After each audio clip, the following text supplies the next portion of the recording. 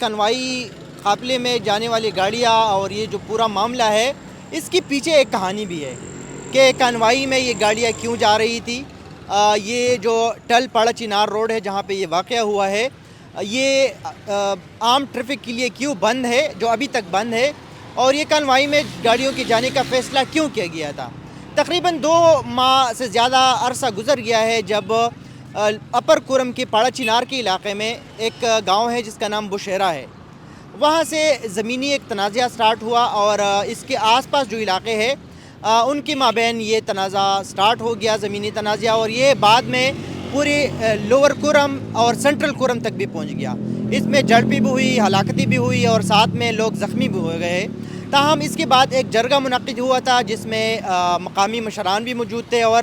ہنگو جس کے جو قریبی اضلاع ہے, ہنگو اور کوہاٹ سے جو ایک جرگہ ہے, ایک نمائندہ جرگہ, وہ بھی اس جو بڑے جرگہ تھا اس کا حصہ تھے اور انہوں نے یہ فیصلہ کیا تھا کہ فائر بندی ہوگی اور دونوں فریقین کی جانب سے کسی قسم کے اسلحے کا استعمال یا کسی قسم کی فائرنگ جو ہے وہ نہیں ہوگی.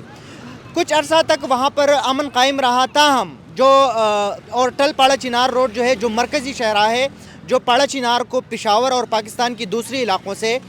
ملاتے ہیں. آپ کو یہ بتاؤں کہ جو ٹل پاڑا چنار روڈ ہے یہ ضلع کورم کا مرکزی شاہراہ ہے. لوور کورم, سینٹرل کورم اور پاڑا چنار جو ہے یہ اسی شاہراہ کے ذریعے کنیکٹ ہے اور یہی شاہراہ جو ہے پھر پشاور اور دیگر جو پاکستان کے علاقے ہیں مطلب پشاور اور دیگر علاقوں سے یہ کنیکٹ کرتا ہے. یہ شاہراہ اس وقت تو کھلا رہا, گاڑیاں جو ہے ٹریفک کے لیے یہ اس پہ گاڑیاں جاتی تھی. تاہم وہاں کے ایک علاقہ ہے جس کو مقبل کہا جاتا ہے. مقبل میں ایک گاڑی پر فائرنگ کی گئی تھی اور اس فائرنگ کے نتیجے میں تقریباً 6 لوگ جو تھے وہ جان سے گئے تھے. اس میں خواتین بھی تھی اور ساتھ میں بچے بھی تھے. اسی طرح اسی جگہ پہ ایک واقعہ ہوا تھا جس میں تقریباً 14 افراد وہاں کے ضلع انتظامیہ کے مطابق, اور یہ واقعہ تقریباً 1 مہینے پہلے ہوا تھا.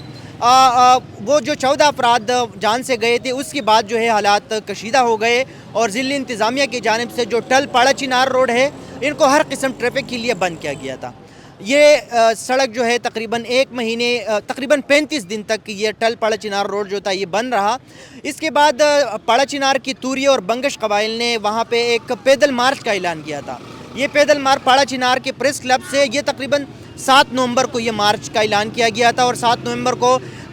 پاڑا چنار پریس کلب سے آتے ہوئے پیدل چلتے ہوئے انہوں نے مارچ کیا تھا, احتجاجی مارچ, اور تقریباً 25 کلومیٹر کا راستہ طے کر کے ٹل پاڑا چنار روڈ پہ وہاں پہ کچھ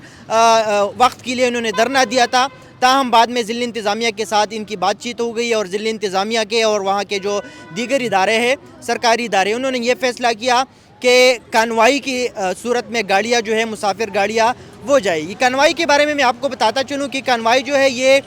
سیکیورٹی فورسز کے حصار میں ایک جانے والی گاڑیاں ہوتی ہے جس میں مسافر گاڑیاں بھی موجود ہوتی ہے اور اس کا طریقہ کار یہ ہوتا ہے کہ ضلع انتظامیہ کی جانب سے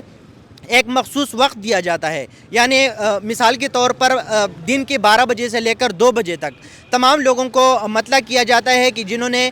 پشاور سے پاڑا چنار جانا ہے یا پاڑا چنار سے پشاور آنا ہے تو سیکیورٹی اہلکاروں کی اسکواڈ میں یا گاڑیوں کی صورت میں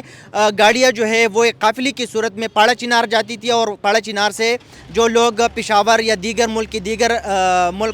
صوبوں میں جانے چاہتے تھے تو وہ قافلے کی صورت میں سیکیورٹی اسکواڈ اور سیکیورٹی حصار میں ہو جاتے تھے. کل کا جو واقعہ ہوا تھا وہ اسی طرح ایک کنوائی تھی اور یہ کنوائی جو تھی یہ دونوں طرف سے جا رہی تھی. پاڑا چنار سے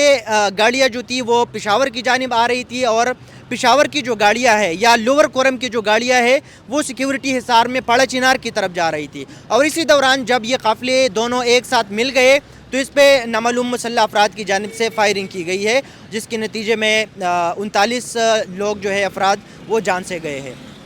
پاڑا چنار کے جو زمینی تنازع ہے جس طرح میں نے آپ کو بتایا کہ کل کے واقعے تک جو یہ معاملہ اتنا سنجیدہ ہو گیا ہے یہ شروع جو تھا یہ زمینی تنازع سے ہوا تھا.